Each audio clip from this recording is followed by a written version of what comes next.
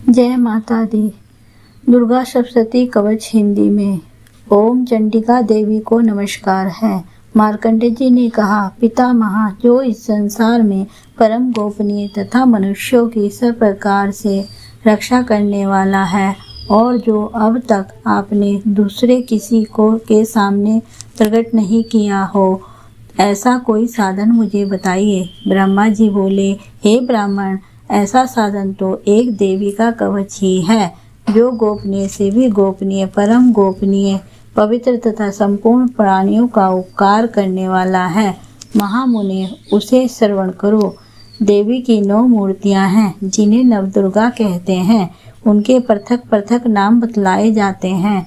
प्रथम नाम शैलपुत्री, दूसरी मृत्तिका नाम ब्रह्मचारिणी है, तीसरा स्वरूपा चंद्रघंटा के नाम से प्रसिद्ध है, चौथी मूर्ति कुष्मांडा कहलाती है, पांचवी दुर्गा का नाम स्कंद माता है।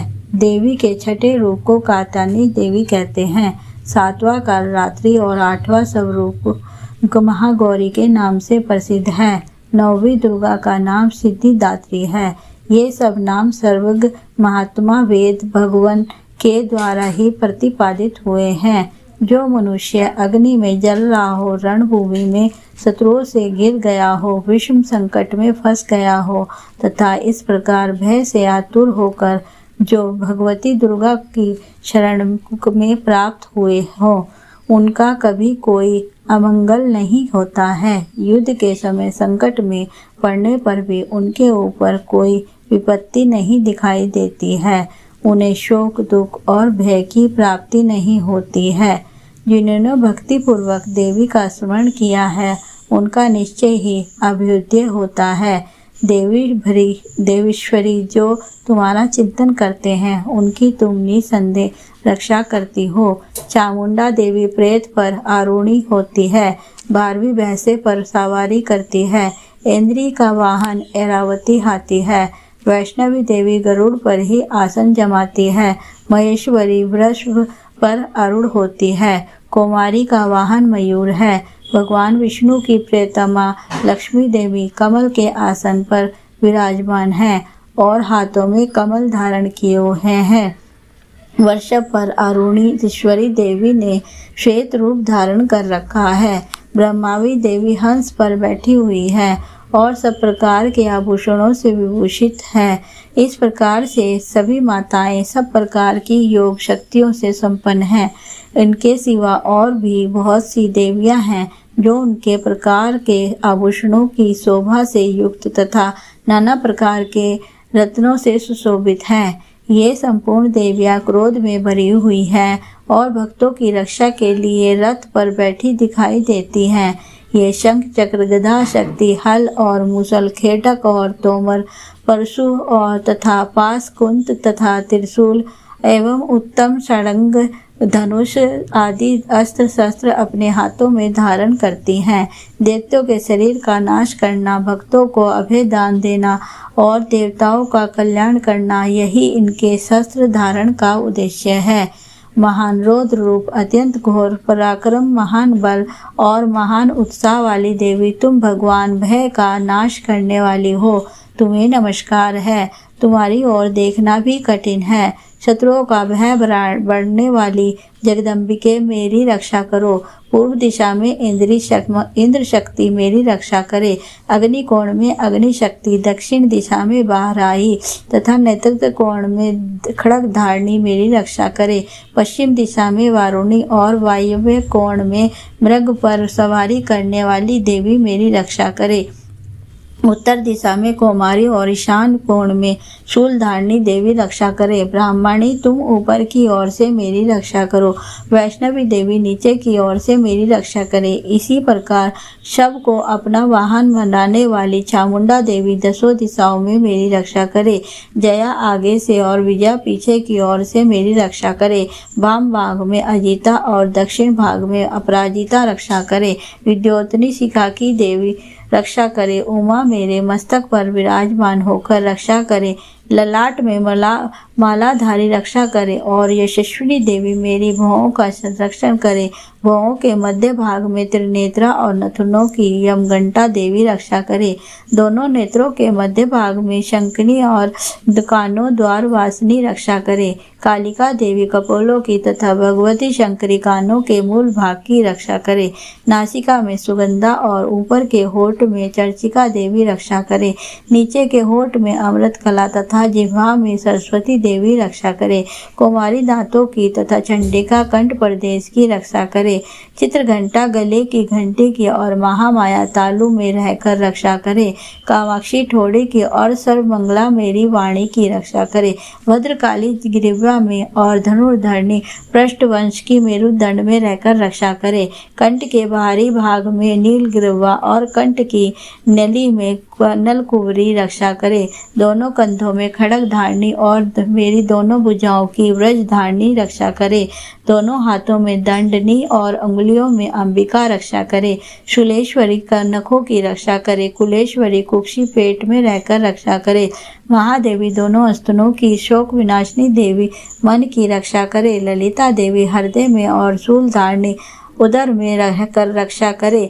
नाभि में कामनी और गुह्या भाग की कुहेश्वरी रक्षा करे।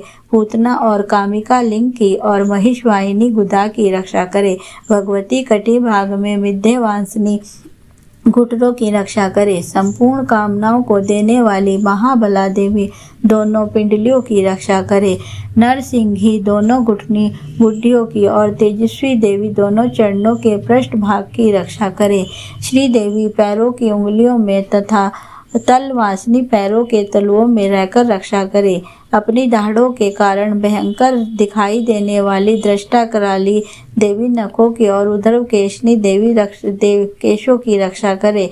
रोम बल्लियों के छिद्रों में कोबेरी और त्वचा की बागेश्वरी देवी रक्षा करे। पार्वती देवी रक्त वंचा वसा मांस हड्डी और वेद की रक्षा करे। आंतों की कालरात्रि और पित्त की मुक्तेश्वरी रक्षा करे। मूलाधारी आदि कमल केशों में पद्मावती देवी कफ में चूड़ामणि देवी स्थित होकर रक्षा करे। नख के तेज की ज्वालामुखी रक्षा करे। जिसका किसी भी अस्त्र से भेदन नहीं हो सकता वह अभेदा देवी शरीर की समस्त ग्रंथ संधियों में रहकर रक्षा करे। ब्रह्माणी आप मेरे विजय की रक्षा करे। छत्रेश्वरी छाया की तथा धर्मधारिणी देवी मेरे अहंकार मन और बुद्धि की रक्षा करे। हाथ में व्रज धारणी करने वाली व्रज हस्ता देवी मेरे प्राण अपमान व्यान उद्यान और सम्मान वायु की रक्षा करे।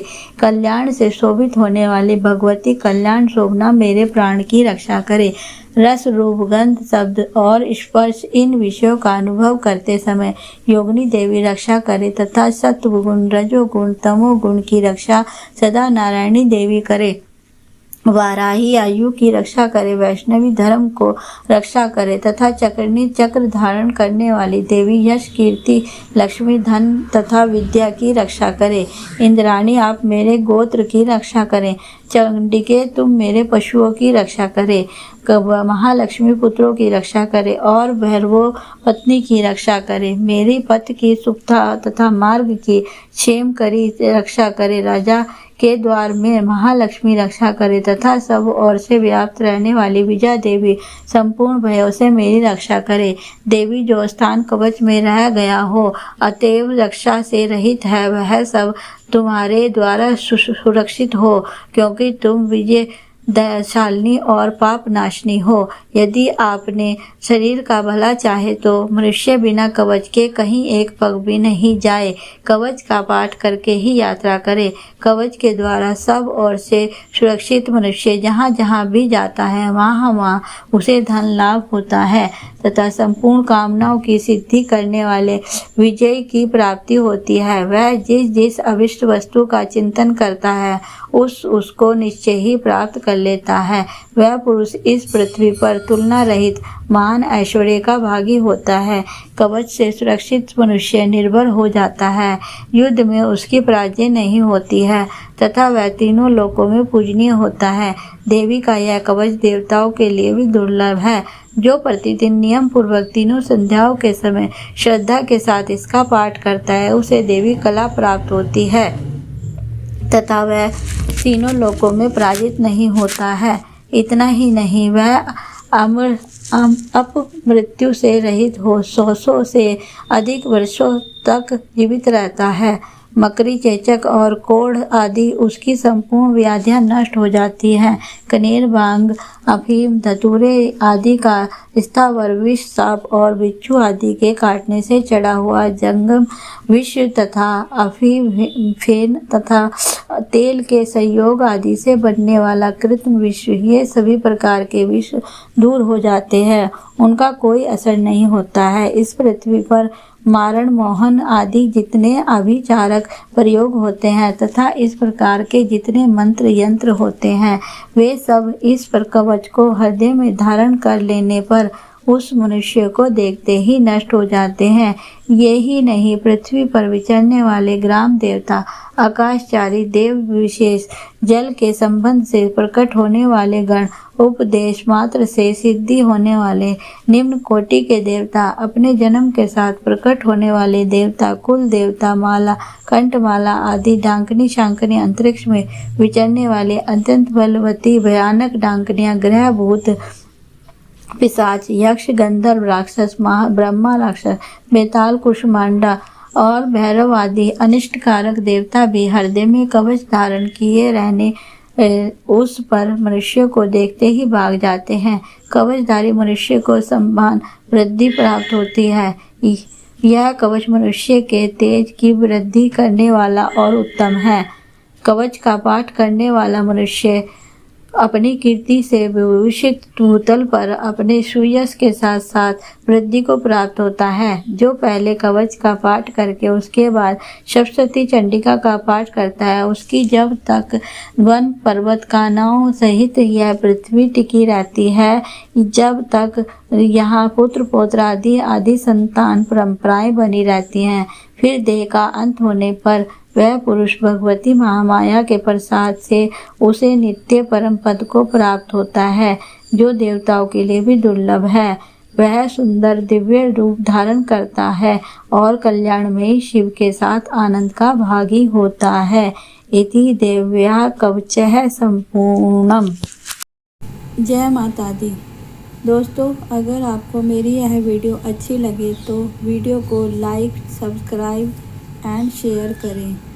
कमेंट्स बॉक्स में जय माता दी लिखें और अपना बेल आइकन के बटन को दबाएं ताकि आपको आने वाली वीडियो का नोटिफिकेशन मिलता रहे।